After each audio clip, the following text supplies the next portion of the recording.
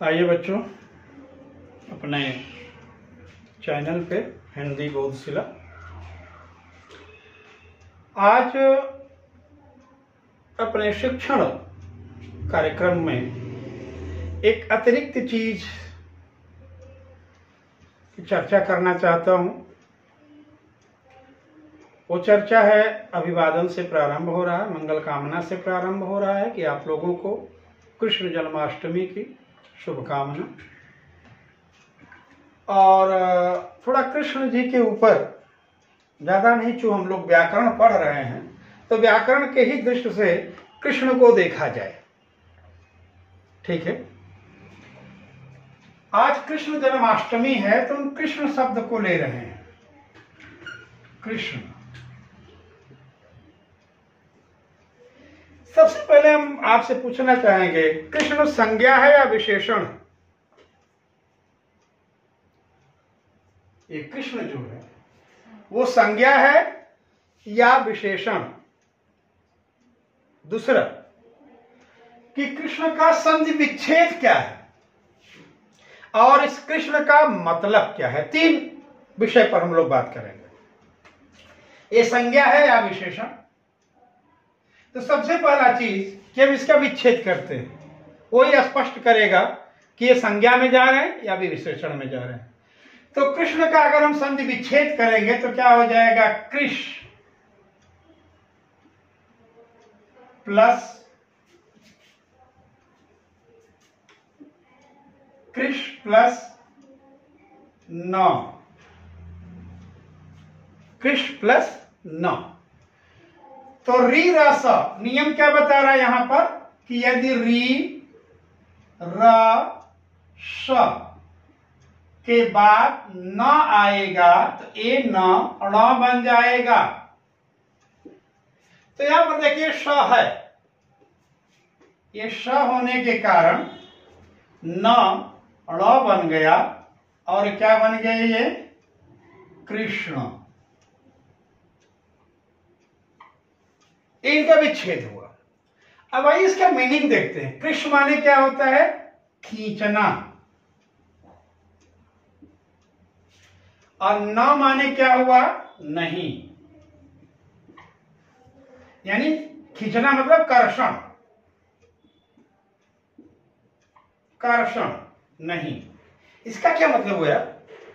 कृष्ण का जो शाब्दिक अर्थ आ रहा है, वाच्यार्थ जो प्रकट हो रहा है, वो वाच्यार्थ कह रहा है कि भाई जो खींचा हुआ नहीं है, जिसका कर्षण नहीं हुआ, वो कृष्ण है। तो कर्षण का क्या मतलब हुआ? कृष्ण के साथ इस तरह का प्रक्रिया होने का क्या औचित्य है? कहां से उनका नाम कृष्ण पड़ा?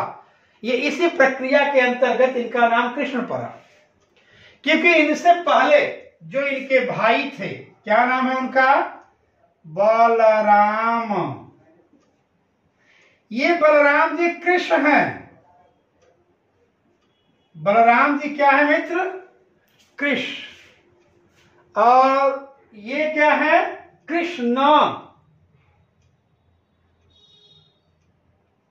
आप लोगों को कथा अच्छे से मालूम होगा कि कंस की बहन देवकी विवाहोपरांत जब अपने पति के साथ अपने घर जा रही हैं, कंस उनको छोड़ने जा रहा है, तो आकाशवाणी होती है कि आठवां पुत्र, देवकी का आठवां पुत्र, हे कंस तुझे मारेगा, जिस बहन को इतना प्यार करते हो तुम, फला भला भला भला सारी कहानी का। अब यहां पर आता है सवाल कि आठवां पुत्र, तो आठवां पुत्र तो गिनती से आता था, लेकिन नारद ने अपना काम कर दिया। नारद ने वृत्त बनाया, यूं वृत्त बना दिया, यूं वृत्त बना करके 1 2 3 4 5 6 7 8, अब कंस को गुमराह कर दिए कि महाराज इसमें से आठवां कौन है? यहां से शुरू करोगे तो ये हो जाएगा, यहां से शुरू करोगे तो ये हो जाएगा, यहां शुरू करोगे तो ये हो जाएगा, यानी हर बच्चा आठवां हो गया। अब कंस को जब गुमराह नारद ने किया तो कंस हर बच्चे को मारने लगा। ये प्रक्रिया छठे बच्चे तक चली। जब देवकी को 7वां गर्भ आया तो उस गर्भ का कर्षण करके उसको पुनर्स्थापित किया गया वासुदेव के दूसरी पत्नी रोहिणी के गर्भ में। वो ट्रांसप्लांट हो गया वहां से। भ्रूण जो है, जो बलराम का भ्रूण था इनमें देवकी के गर्भ में, उसका कर्षण करके और वासुदेव की दूसरी पत्नी रोहिणी के गर्भ में स्थापित कर दिया गया। तो कृष्ण हो गए। लेकिन कृष्ण जो हैं वो देवकी के ही गर्भ से प्रकट हुए, अर्थात उनका कृष्ण क्रिया नहीं हुई, इसलिए कृष्ण न। ठीक है मित्र। तो कृष्ण न की स्थिति में भगवान कृष्ण की यहां उत्पत्ति होती है। आज उन्हीं का मंगल दिवस है। हम सभी भारतवासी आनंदमय है। कारण कि हमारा अस्तित्व क्या है? जो हमारा इतिहास है। बिना इतिहास का कोई व्यक्ति बड़ा नहीं होता। तो जो मेरे इतिहास में महान हैं उनके लिए हम सभी नतमस्तक हैं। भगवान कृष्ण की श्रद्धा करते हैं, उनकी भक्ति करते हैं और पूरे जगत की कामना, जगत के कल्याण की कामना करते हैं। सर्वे भवन्तु सुखिनः, सर्वे सन्तु निरामय, सर्वे भद्राणि पश्यन्तु मा कश्चित् दुख भाग भवेत्। ये हमारी भारतीय मनीषा है, भारतीय उद्घोष है। भारत ही और भारतीयता ही एक ऐसी संस्कृति और देश है जो विश्व कल्याण की कामना करते हैं। अयम निजः परो वेति गणनाम लघुचेतसाम उदार चरिताणाम वसुधैव कुटुंबकम। हमारी संस्कृति पूरी वसुधा को अपना परिवार मानती है और उसमें क्या करती है? आत्मवत सर्वभूतेषु, मात्र मानव जाति या मानव समाज को ही नहीं, सर्वभूतेषु सभी जीवों को आत्मवत अपने समान मानो और अहिंसा परमो धर्म का नारा देकर हर जीव को अभय दान दिया। ये नहीं कि सिर्फ उनको जीने का ही पूरा अधिकार दे दिया, अभय दान दिया। ना ना ना ना ना, ससम्मान जीने का अधिकार दिया। हमारी संस्कृति में प्रत्येक जीव को मात्र जीने का ही अधिकार नहीं है, ससम्मान जीने का अधिकार है। इवन जो घटिया से घटिया जीव है, कौवा है ना, वो भी हमारे यहाँ क्या है? पितृ माना गया। बैल भगवान शंकर की सवारी मानी गई। सांप बिच्छू ये भी भगवान शंकर के श्रृंगार माने गए। शेर मां भगवती का वाहन है। कछुआ विष्णु जी हैं। मछली विष्णु जी हैं। सुअर वो भी विष्णु जी हैं। चूहा वो भी विष्णु जी हैं। घड़ियाल वो भी मां गंगा की सवारी है। हंस मोर, कोई ऐसा जीव नहीं है मित्र जिस जीव को मात्र जीने का ही नहीं, ससम्मान जीने का अधिकार हमारी संस्कृति देती है। और जिन महापुरुषों से यह संस्कृति प्राप्त हुई है उस महापुरुषों में भगवान कृष्ण का एक उच्च स्थान है। अतः आज उनका जन्मोत्सव है। हम सभी उनके श्रद्धा पूर्वक उनके इस जन्मोत्सव पर उनके सामने नतमस्तक हैं, श्रद्धावान हैं और पूरे अपने मानव जाति के कल्याण की उनसे कामना करते हैं। धन्यवाद मित्रों। अब हम आते हैं अपने विषय पर। आज हम लोगों का विषय है, आज हम लोगों का विषय है वृद्धि संधि। वृद्धि संधि, इसका विच्छेद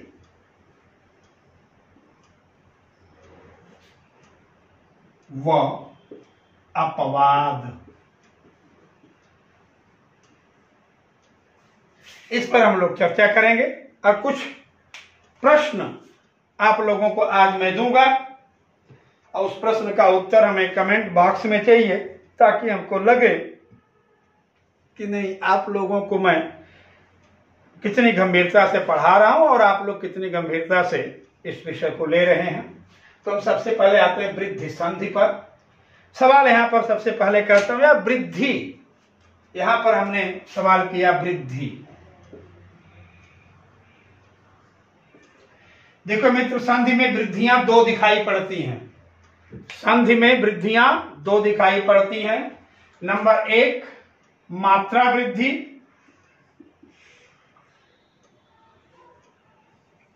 और नंबर 2 स्वर वृद्धि।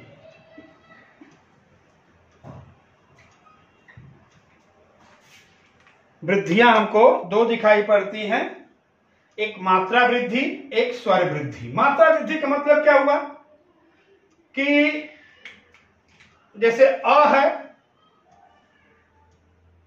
अ क्या है, एक मात्रिक है, अ एक मात्रिक है। हमने आ कर दिया, आ क्या हो गया, द्विमात्रिक हो गया। तो एक मात्रिक से द्विमात्रिक करना यानी मात्रा वृद्धि करना। इसी तरह से ई, ये भी एक मात्रिक है और इसको हमने बड़ी ई कर दिया, ये क्या हो गई, द्विमात्रिक हो गई। इसी तरह से ऊ, ये भी एक मात्रिक है और इसको हमने यहां कर दिया तो ये द्विमात्रिक हो गया। तो वृद्धि दो दिखाई पड़ती है, एक मात्रा वृद्धि और एक स्वर वृद्धि। तो जो मात्रा वृद्धि है, इस मात्रा वृद्धि को ही हम क्या कहते हैं, दीर्घ संधि। ये दीर्घ संधि है मित्रों। मात्रा वृद्धि क्या है, दीर्घ संधि। अब आते हैं कहां, स्वर वृद्धि। इस स्वर वृद्धि क्या है ये जानिए। हमने अ प्लस ए बनाया था आई। अब आप ये देखिए, इस ए में, क्योंकि ये को अगर मैं तोड़ूंगा तो क्या निकलेगा, अ प्लस ई। तो एक अ तो पहले से ही इसमें है और एक अ हमने ये जोड़ दिया। अब इसमें क्या हो गए, दो अ हो गए। यहां हम तोड़ देते हैं, ए को तोड़ेंगे तो क्या निकलेगा, अ प्लस ई बराबर आई ए। और आई को तोड़ेंगे तो क्या निकलेगा, अ प्लस ई। क्योंकि देखिए अ और ई जुड़ेगा तो ए बनेगा, प्लस अ जुड़ गया तो आई बन गया। ठीक दोस्त। अब इस अ में एक ही अ है और इस आई में दो है, एक से अधिक है, यही वृद्धि संधि कहलाती है। ये जो सिस्टम देख रहे हैं यह वृद्धि संधि कहलाती है। यही स्थिति जो ए के साथ है वही स्थिति आपका ओ के भी साथ आएगी या औ के भी साथ आएगी। तो अब हम ये जो प्रक्रिया है, इस प्रक्रिया को हम क्या कहेंगे, पूरे को वृद्धि संधि।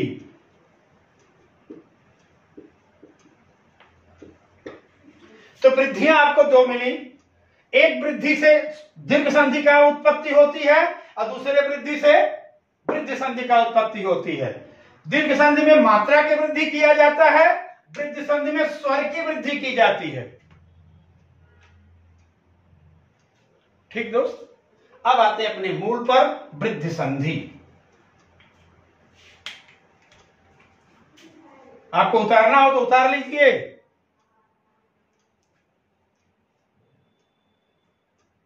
क्योंकि ये वो चीजें हैं जो आपके डाउट्स को क्लियर करते हैं। ये कोर्स कवर नहीं करती है, आपके माइंड कवर करती है। जितना हम आपको ये लेक्चर दिए हैं उतनी देर में हम स्वर संधि का दो ठो उदाहरण परिभाषा देकर के पार कर देते। यहां पर उनकी परिभाषा लक्षण दे देते, दो ठो उदाहरण आपको देकर के क्लियर कर देते। लेकिन ये जो कंसेप्ट मैं आपको दे रहा हूं, ये कंसेप्ट अगर आपके दिमाग में रहेगा तो किसी भी तरह के डाउट्स में आपको उलझने नहीं देगा। आप इसको उतार लिए होंगे। अब आइए हम लोग अपने मूल विषय पर पहुंचते हैं।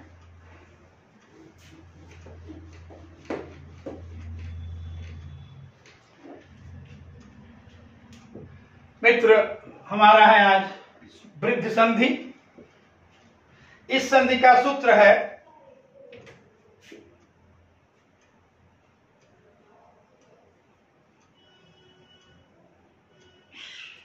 वृद्धि रेच, वृद्धि रेच। अब इस अगर वृद्धि रेच को आप ध्यान से देखेंगे तो क्या हो जाएगी ये वृद्धि एच,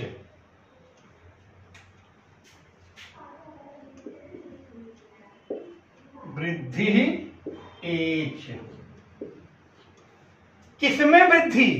एच में। किसमें वृद्धि? एच में। अब ये एच क्या है?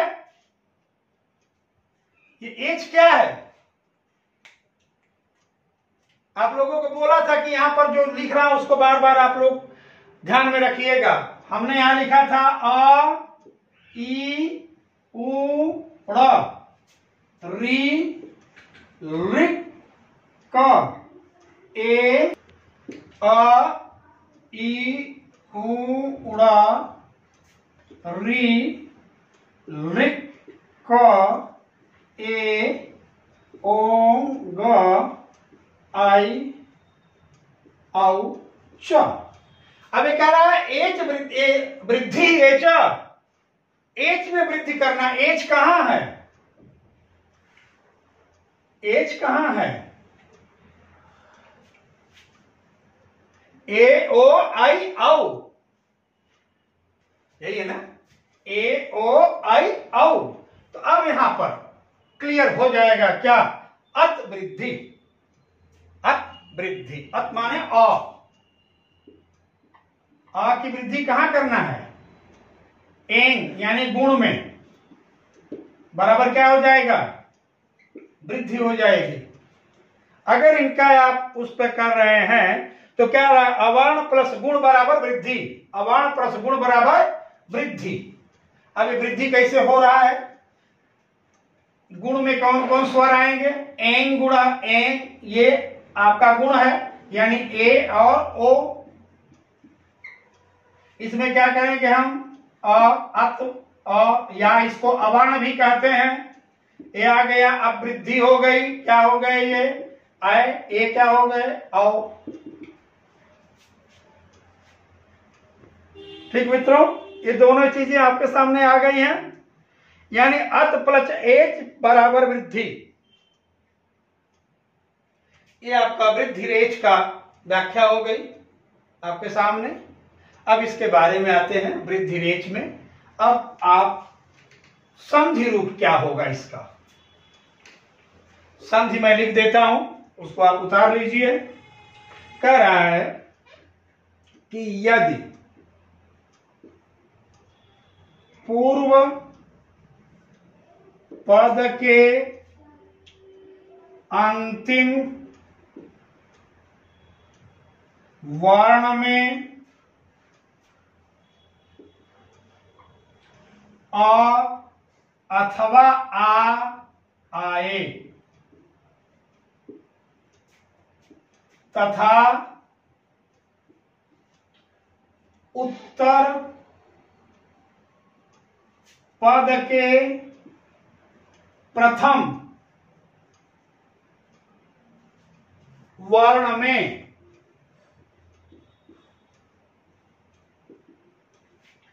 ए या ओ आए तो आ के योग से, आ के मेल से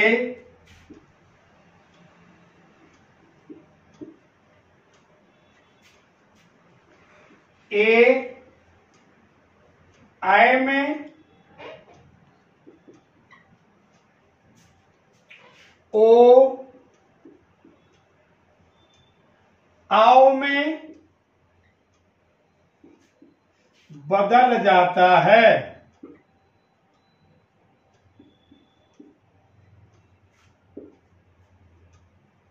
यदि उत्तर पद में वृद्धि, वृद्धि का मतलब हुआ आय और आओ, वृद्धि पहले से ही है,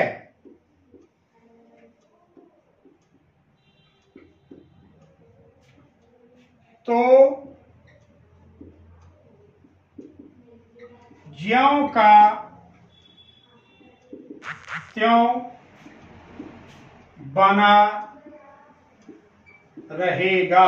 ये आपका संधि की जानकारी के लिए मैंने लिख लिया। इसको आपको उतारना हो तो मित्र आप उतार लीजिए इसको। ये क्या कह रहा है कि यदि पूर्व पद के अंतिम वर्ण में अ अथवा आ हो, क्या हो, अ अथवा आ आए,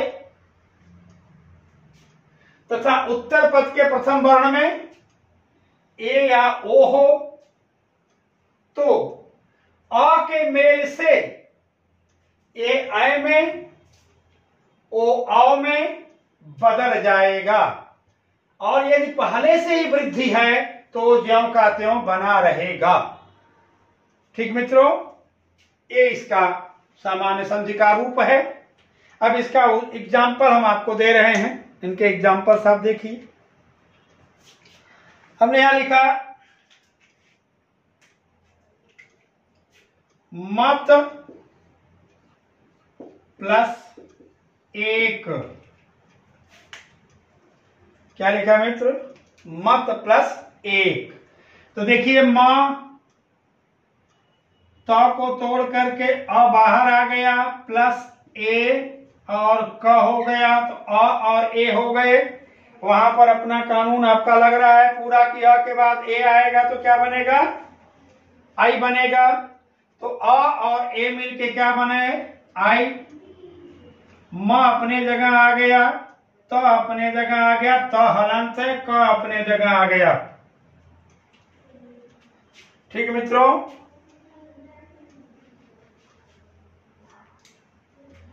मां तो भी उतर गया, हलंत है, और क अपने जगह आ गया। फिर वही नियम यहां पर दोहराऊंगा। स्वर अपने स्थान से बाएं चलेगा, व्यंजन दाहिने जाएगा, इन दोनों में संधि हो जाएगी। जब इन दोनों में संधि हो जाएगी तो ये क्या बन जाएगा? तय। मां को उतार दिया, यहां आ गया मां, क को उतार दिया, यहां आ गया क। क्या बन गया ये? मतैक, है ना। अगर मान लो पहले से ही आय है तो क्या होगा? जैसे हमने यहां पर उदाहरण दिया, महा प्लस ऐश्वर्य, तो पहले से ही आय है, अतः इसमें कोई हम उठा पटक नहीं करेंगे, सीधे इसको क्या बना देंगे? महा महेश्वर्य,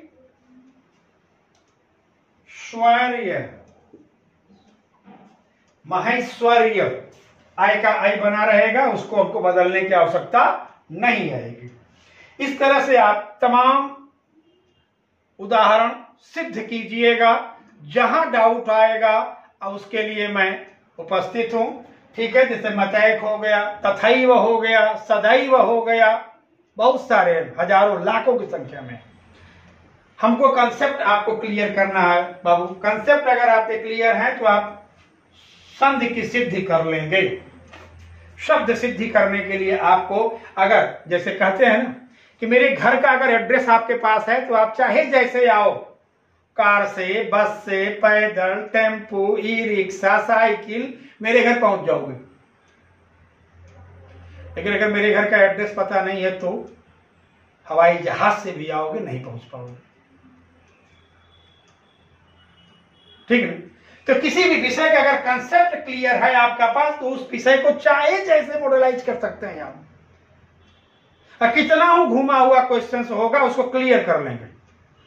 लेकिन अगर कंसेप्ट आपके पास नहीं है तो रटे रटाए प्रश्न के अलावा कोई दूसरा प्रश्न या वही प्रश्न घूम गया तो आप आकाश की तरफ देखने लगते हो, एग्जामिनेशन हॉल में आपके हाथ रुक जाते हैं।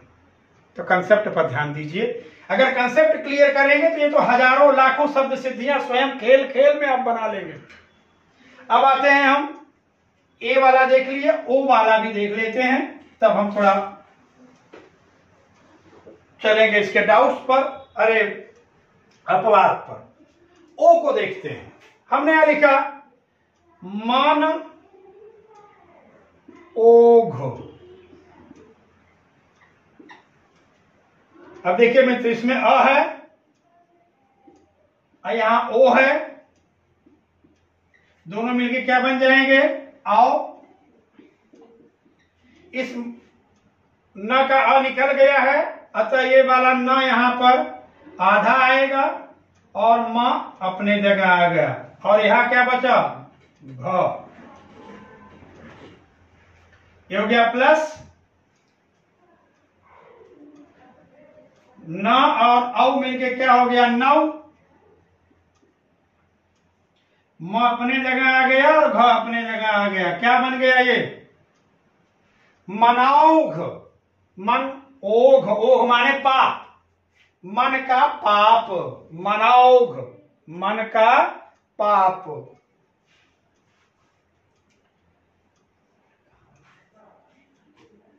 अब आइए मित्र, औ को भी देख लो कि अगर औ पहले से ही है तो क्या होगा? जैसे हमने यहां लिखा वन, वन औषधि। अब जो औ पहले से ही है, वृद्धि अपने स्थान पर है, अतः क्या हो जाएगा? वनौषधि।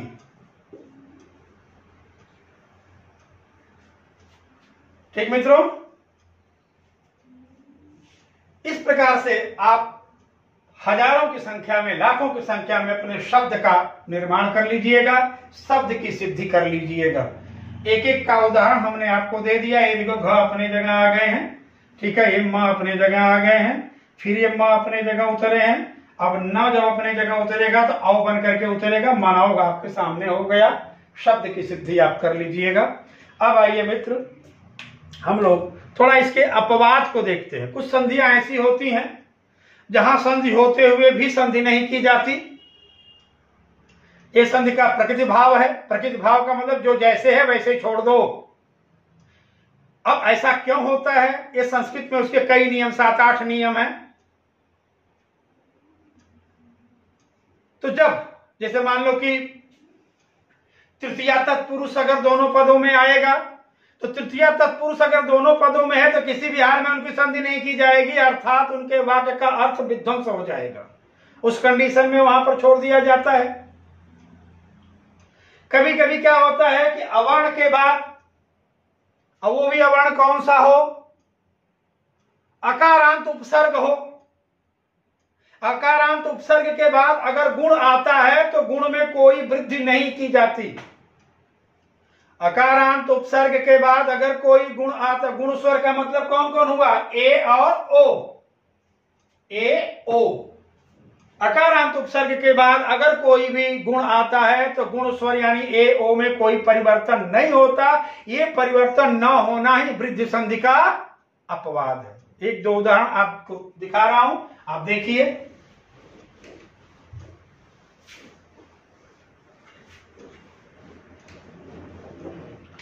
जैसे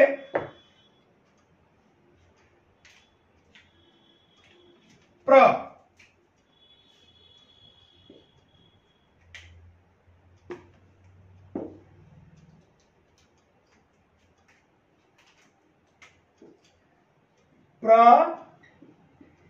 एजते। देखिए, प्र में अ है तो आप कह सकते हैं कि सर अ प्लस ए बराबर ऐ, ये क्या है? वृद्धि है, वृद्धि संधि है। तो यहां पर क्यों नहीं हो रही है वृद्धि संधि? क्योंकि प्र प्लस ए जते, ठीक है, ये क्या हो जाएगा? प्रे जते। इसमें कोई भी किसी भी तरह का कोई परिवर्तन नहीं हुआ, जैसे हैं वैसे ही ये अपने रूप में प्रस्तुत हो रहे हैं, क्योंकि ये अकारांत उपसर्ग है, अवर्ण है। अवर्ण के बाद क्या आ गया है? गुण आया है। इस अवर्ण के बाद अगर गुण आ रहा है तो इसमें दीर्घ होते हुए भी दीर्घ का विधान नहीं होगा, और इस दीर्घ का विधान न होने से ये क्या हो जाएगा? वृद्धि संधि का अपवाद हो जाएगा। इसी तरह से दूसरी संधि है उप ओषति। उप उपौषति बराबर क्या हो जाएगा ये, उपौषति। देखिए यहां पर भी गुण दिख रहा है और वृद्धि होने की पूरी संभावना है, वृद्धि संधि हो सकती है, लेकिन वृद्धि संधि करने से इसके अर्थ का सत्यानाश हो जाएगा। अतः यहाँ संधि का आवश्यकता, अरे संधि का औचित्य दिखते हुए भी संधि नहीं किया गया, अतः यह भी क्या है, दीर्घ संधि का एक अपवाद है। ठीक मित्रों, आगे है उपएलयति। उपएलयति, ठीक है मित्रों, यहां देखिए अ प्लस ए बराबर आई होना चाहिए, लेकिन नहीं हुआ। क्या हो गया ये, उपेलयति।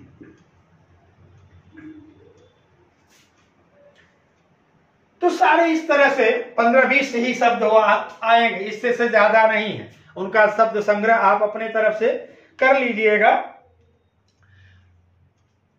तात्पर्य बस इतना समझ लीजिए, अपवाद क्या है। अपवाद ये है कि अकारांत उपसर्ग के बाद अगर कोई गुण स्वर आता है तो गुण स्वर में अ के मेल से वृद्धि नहीं की जाएगी, यह वृद्धि न करना ही वृद्धि संधि का अपवाद है। ठीक मित्रों, तो अब हमारे पास संधि हो गई, इनका अपवाद हो गया। विच्छेद थोड़ा सा आप देख लें तो इसका विच्छेद कैसे किया जाएगा। संधि का विच्छेद क्या है, देखिए संधि का विच्छेद है मित्रों, आई और औ। ये मध्याक्षर हैं या वृद्धि का संध्याक्षर हैं, ये मध्याक्षर कहो या इनको वृद्धि का संध्याक्षर कहो। जब भी हम इनको तोड़ेंगे तो आई कैसे टूटेंगे, अ अथवा आ। याद रखिएगा दोनों एक ही हैं, ए अथवा आई से। ओ किससे टूटेंगे, ओ, ये मध्याक्षर हैं। औ को तोड़ने के लिए हमें क्या चाहिए, अ अथवा आ, ओ अथवा औ। ठीक मित्र, अब आप देखिए यहां मैं इनको दिखा रहा हूं। जैसे हमने क्या बोला था, सदैव, सदैव। अब हमको संधि कहां दिख रही है, स में तो संधि है नहीं क्योंकि मूलाक्षर है, व में भी नहीं है। वृद्धि कहां दिखी हमको, मध्य में। मध्य में क्या है, आय। अब आय को कैसे तोड़े हमने, आ और ए से। आय कैसे टूटेगा, आ और ए से। अब याद देखिए, स अपने जगह आ गया। द का जब हमने द का स्वर निकाल लिया तो द व्यंजन हो गया, व्यंजन अपने हलंत रूप में यहां आ गया। यहां बचा वो अपने जगह आ गया, स अपने जगह आ गया मित्र, द भी अपने जगह आ गया। ए टूट गया, ए टूट करके आ इधर आ गया पूर्व पद में और ए आ गया उत्तर पद में। अब हमें यहां पर संधि कर दिए क्योंकि यहां स्वर है, बाएं चलेगा, व्यंजन है दाहिने चलेगा, तो क्या हो जाएंगे ये दोनों श्रीमान जी, सदा, अरे दा हो जाएंगे।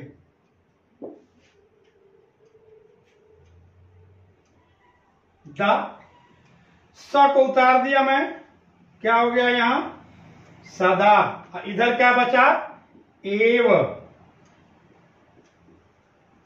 कैसे टूटा मित्र, सदा एव, क्या बन गया, सदैव, क्योंकि हमको मध्य में क्या मिला, आई मिला। इसी तरह से आइए यहां पर इनको भी देख लेते हैं, एक संधि को तोड़ लेते हैं। हमने यहां लिखा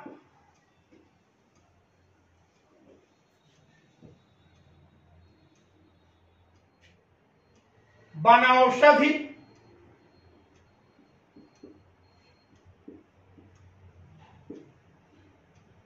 बनौषध। इसमें कोई ऐसा वर्ण नहीं है औ को छोड़ करके कि जहां संधि दिख रही हो। व में भी संधि नहीं है, श में भी संधि नहीं है, धी में भी संधि नहीं है। संधि कहां दिख रही है? नौ, औ। कौन सी मात्रा है? औ। अब ये औ को अगर हम तोड़ेंगे तो कैसे निकलेगा? ये अ प्लस ओ या औ दोनों आप लगा सकते हैं। अब देखिए व को उतार दिया मैं, व। न का स्वर बाहर आ गया, न का स्वर बाहर आने से न वर्ण की जगह व्यंजन बन गया, न भी आ गया यहां। ठीक है मित्र। षधि, हम षधि को यहां पर उतार दिए। यहां हमने जोड़ दिया, ये जुड़ने से क्या हो गए? न, व उतर गया, वन, प्लस यहां आ गया क्योंकि यहां प्लस हो गया। अब औषधि भी उतार सकते हैं और औषध भी उतार सकते हैं, दोनों स्थिति आ सकती है। आप यहां औषधि भी कर सकते हैं संधि को सिद्ध करने के लिए, और औषध भी कर सकते हैं संधि को सिद्ध करने के लिए। तो औ टूट गया, अपने जगह आ गया, आई टूट गया, वो अपने जगह आ गया। मित्रों इनको आप उतारिए। विच्छेद की ये प्रक्रिया है। जो ऑनलाइन क्लास है मित्र, इससे ज्यादा देने की स्थिति नहीं बन रही है। ऑफलाइन में संधि के लिए हमारे बच्चों को कभी रटने की आवश्यकता नहीं होती, नहीं कोई होमवर्क होता है, क्लास में ही क्लियर हो जाते हैं, उनके हर डाउट्स और हर चीज याद हो जाती है। ठीक है मित्रों, अब हम आपको आज 2 क्वेश्चन देना चाहेंगे। ये 2 क्वेश्चंस आप अपने कमेंट बॉक्स में इसका आंसर अवश्य देंगे, इसको भूलिएगा नहीं आप लोग। ठीक है, ताकि हमको लगे कि नहीं जो हम पढ़ा रहे हैं वो मैथड्स या वो चीजें आपके समझ में आई हैं। हमको जानकारी के जानने के लिए आपसे मैं 2 प्रश्न आज दे रहा हूं। पहला प्रश्न है उपोषित का सही विच्छेद बताइए। उपोषित का सही विच्छेद बताइए। ठीक, उपोषित का सही विच्छेद बताइए। ए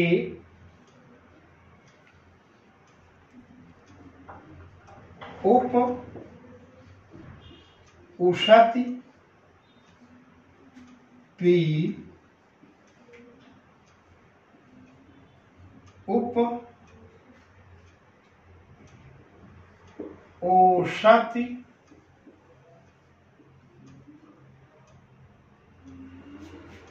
सी उप उषति, डी उप औषति।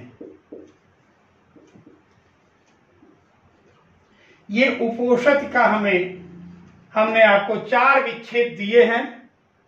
इस 4 विच्छेद को ध्यान में देखते हुए सही उत्तर आप बताएंगे, ये मेरी आपसे अपेक्षा है। अब हम आपसे दूसरा प्रश्न करूंगा। मनौघ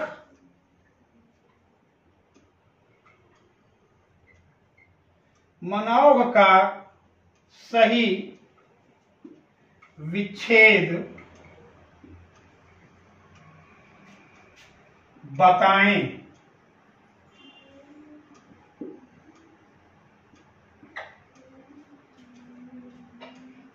नंबर 1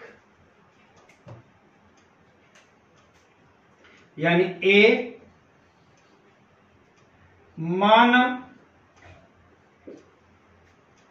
ऊघ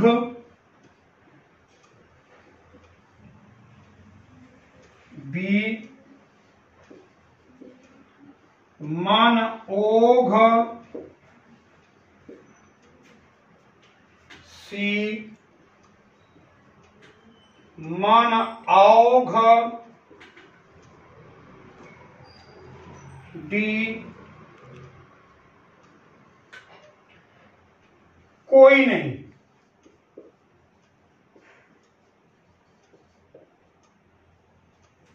ये दो क्वेश्चन हम आज आपको दे रहे हैं और आपसे अपेक्षा रखते हैं कि आप कमेंट बॉक्स में इसका आप उत्तर अवश्य देंगे। और अगर कोई डाउट्स होगा तो आप कमेंट बॉक्स में पूछ सकते हैं। कुछ बच्चे कमेंट्स कर रहे हैं, बहुत अच्छा लग रहा है और मैं चाहूँगा कि वो थोड़ा और अपने कमेंट्स को बढ़ाएं, अपने डाउट्स को बढ़ाएं। हमें आप लोग ये मत बहुत अच्छा, बहुत बढ़िया, ये सब की आवश्यकता है। बुढ़ौती में लेके क्या करूँगा, अब घोड़ा तो चढ़ना नहीं है मुझे। हमें क्या चाहिए, हमें वो चीज चाहिए जिससे आपका लाभ हो रहा हो। यानी हम जो पढ़ा रहे हैं इस पर आप अपने डाउट्स हमसे पूछिए, हमारी प्रशंसा मत कीजिए। क्योंकि डाउट्स पूछोगे तो हमें अच्छा लगेगा, ये सबसे बढ़िया अच्छा लगेगा कि नहीं मेरे बच्चे पढ़ रहे हैं, हम बहुत अच्छा पढ़ाते हैं, बहुत एक, ये सब की आवश्यकता नहीं है बाबू। हम लोग यहाँ प्रशंसा के लिए नहीं, शिक्षा के संप्रेषण के लिए आए हुए हैं। तो अपने बिंदु पर, अपने लक्ष्य पर केंद्रित रहें, वो बेहतर है। हम नाराज भी नहीं हो रहे हैं जो आप लोग हमारी प्रशंसा कर रहे हैं। प्रशंसा तो भगवान को भी प्रिय है, लेकिन उस प्रशंसा से ज्यादा मूल्यवान तार्किक, सारगर्भित और समय सापेक्ष है आपका डाउट्स। आप अपने डाउट्स हमारे सामने लाओ बाबू, ठीक है। जितने डाउट्स लाओगे मैं उतना खुश भी होऊंगा और उतनी गहराई से इसको व्याख्यायित करूंगा, उसका आपको लाभ मिलेगा। तो यार जो खरीदने बाजार में गए वही खरीदा जाए ना, दूसरी चीज खरीदने से क्या फायदा। हम पढ़ने के लिए आए हैं तो पहले इसी चीज को क्लियर करें। ठीक बच्चों, मैं बिल्कुल आशा करता हूं कि आप लोग तन्मयता से पढ़ेंगे। आज के कृष्ण जन्माष्टमी की शुभकामना के साथ आज की क्लास समाप्त करता हूं। धन्यवाद।